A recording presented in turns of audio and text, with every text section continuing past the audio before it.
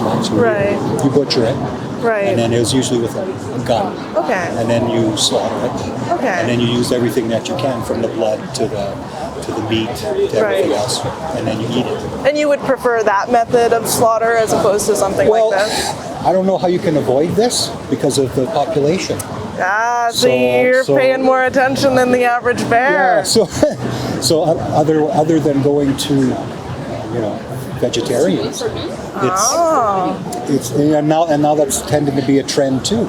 Now the fake meat is trending now. What's your opinion on that? I've never tried it. I don't do fast food places. Oh, I respect that. I respect that. I haven't eaten at a fast food place for about 20 years now. Okay. Not only for what the way they make the meat, but it's the way they manipulate kids. Saying, okay, you're going to a school. Yeah, we'll sponsor your team, but you have to sell McDonald's fries. Yes. So that's kind of. No, that's super manipulative. I say, I'll just do my own little boycotting in my own way. Okay. Just not supporting that. Okay. But yeah, I mean, this to these guys, the sad thing is that it's a job. Yeah. So they become numb. Right, absolutely. And we're not here to say like those people are like evil or something like that. Like I'm sure some of them are, but most of them, they just gotta close down. They gotta shut down. It's 8 o'clock. I got an 8-hour shift.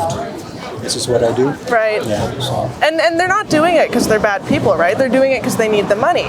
And it's the same as like the guy who runs the business as well. He didn't like wake up in the morning and think, I want to be cruel to pigs today. Yeah. He thought, I want to make money. Yeah.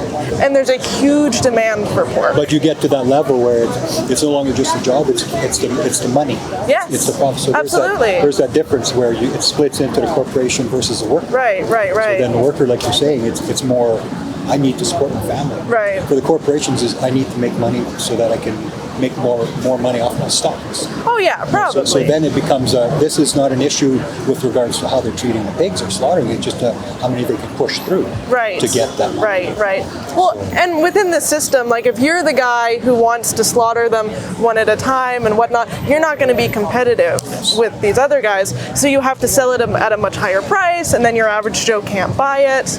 And then they monopolize it too. So right away. I mean, they're doing that with everything. Now they're doing that with crops and everything. They'll have sections of fields where the big conglomerates buy it up. Right. And then there's a little farmer maybe on the outskirts. Right. But they have patents on their seeds. So if some of those seeds go over into the next farmer's field, they sue that farmer, saying that you stole our seeds, and the farmer can't support it. No, I heard about that. It's a lot of things that just, I don't know, where do you start to it's great to have an opinion, but what if you really like pork? Oh. So, do you think anybody here ate and enjoyed pork? I would hope so. Yeah, I mean, I used to love smokies, for example, sausages, beef, pork, all that like. And then I learned about this stuff, and like I'm a boycott person, right? If somebody's using child labor, I'm not gonna buy it, right? I try to buy the best possible stuff. Sometimes I compromise a little bit if I just can't afford it, but on something like this, there's no need to ever compromise because that stuff tends to be more expensive anyway. So like I'm just here advocating that if you don't support this, then you don't pay for it. Right. We're never going to solve this problem if people keep, like as long as there's a demand, someone's going to fill it, right? Yeah. The thing is though, like what I find is especially with getting natural farmers and what they're not using any herbicides or anything like that, and there's always that price difference. Right. You want all natural, you pay more. Right. And that's what forces the people who can't afford that to have to buy that. And I wish I could buy like organic fruits and veggies and stuff like that, but they're always more expensive, so I don't. But the foods that I buy now, the foods that are the very cheapest, like rice, potatoes, beans, oats, that's what I live off, right? So like I can say I ethically don't support this and I can feasibly boycott it, right? So we're not saying that anybody here, like if you legitimately can't afford anything else, like if you're, like for example, there are tribes out there or even just certain coastal nations where they rely on fish as like their main source of food. Yeah, I wouldn't advocate to them, oh, you stop eating fish because fish have feelings and stuff like that. You gotta do what you gotta do. But like here, like everyone who's passing by here, they could stop eating meat if they wanted to. Oh yes, and well, no one would starve. Yeah, exactly. Well, the way that's set up, no one would starve anyways, whether they're eating meat or not, because we have enough programs most of the time that you have that support. Yeah. Like if you're starving in Canada, you more than likely will be able to find a venue somewhere that's saying, well, we'll feed you a soup kitchen. I hope so. I hope so. It might not always be as available. Yeah. But you're right. I mean, if there is that choice, because we're Canada. We're a relatively rich country. Yeah. So you do have that choice. But it's also the ones that don't have that choice. For sure. They really can't make that decision. So, but I appreciate what you guys are doing. You said you really enjoyed pork, right? I eat pork. I mean, bacon, ham. And you like it, right? Yeah. You like the sure, taste. Sure, why not? It's okay. I'm not gonna jump down your throat. No worries. Okay. So, and you said you'd never tried any of the fake meats or anything like that, right? I might have tried a soy burger. A soy burger? But it was a frozen kind of soy burger from a grocery store. Right. So it wasn't the ones where you're making it in a restaurant and maybe it tastes a little better. Okay. And to me, if you have a good burger and a bad burger, meat, if the bad burger has enough toppings, you don't really and the spices and how it's you cooked. really don't notice it. And if it's a bad burger and you don't have the spices, then it tastes like cardboard. Yep, regardless of for sure. So you're right. I mean, I could probably do an easy flip. For me, it's convenience, and on the steak side, I prefer steak, beef more to pork. Okay, that would be harder for you to let go of? Yeah, because I love hamburgers. Oh, okay. Like a good hamburger. Ground beef, yeah. Okay. But pork, bacon, I don't really do too much bacon. But ham, I'll do, on a pizza, pepperoni, because that has pork.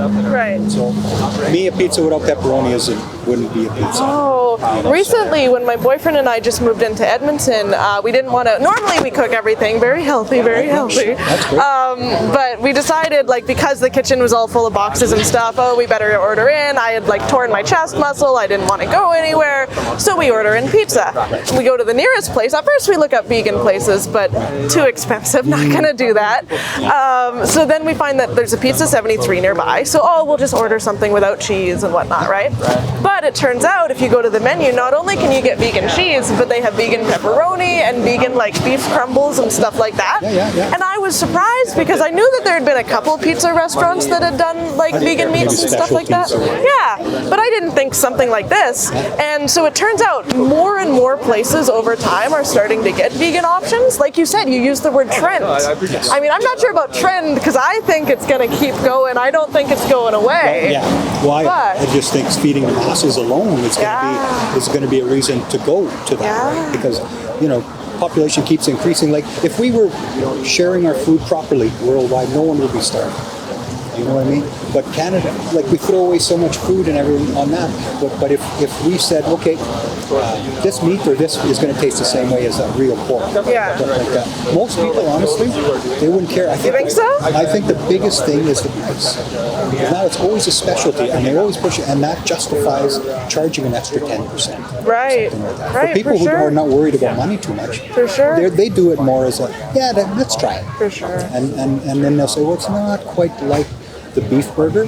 I'm just going to stick with the beef burger. Yeah. But if it was close enough, people were just willing to think twice about it, and it was the same price. And make us pay that little bit extra, and then we'll feel if it's better for me, that's a key thing too. Because the trend is health. I hope so. It's a good trend. So honestly, if you ask, you're vegan?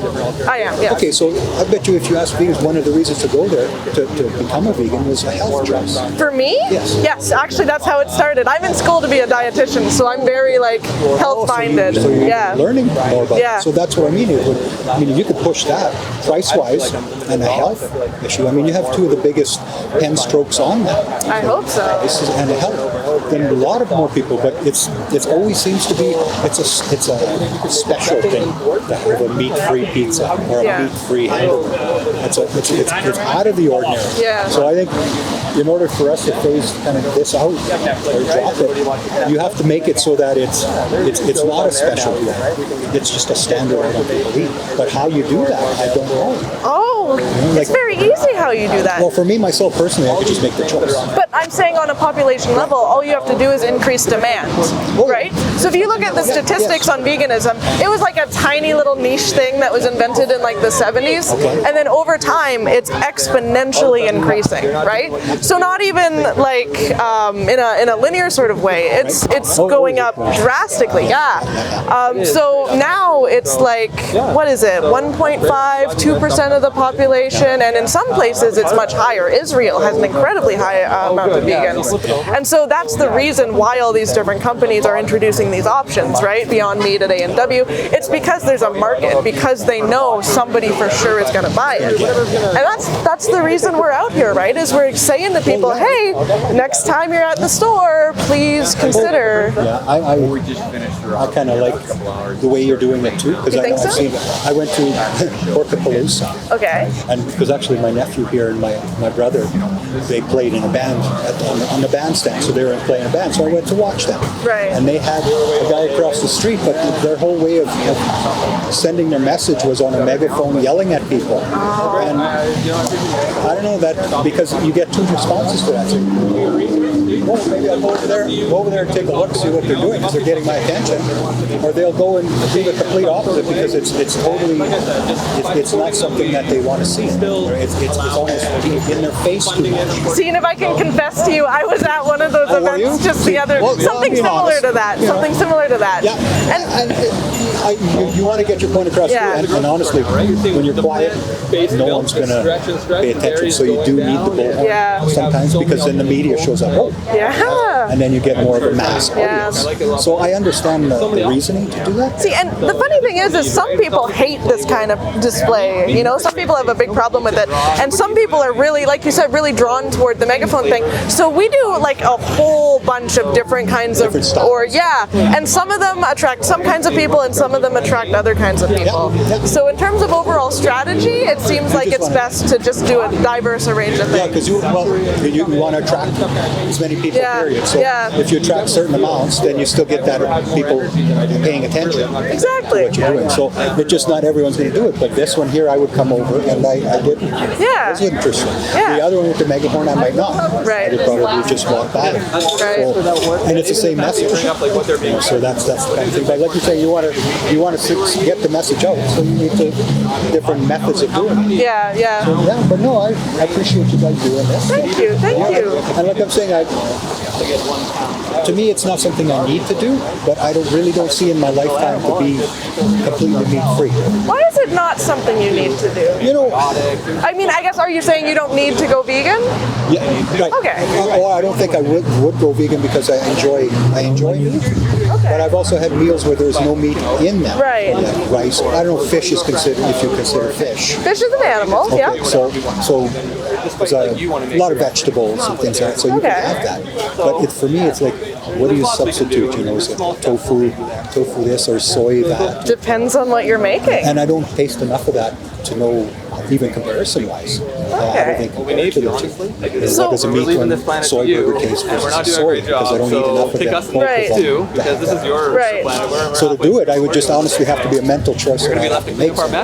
This week I'm not going to eat meat, but I'm going to try soy. What if you did that? I don't know what would happen because I've never done it. So that's the thing.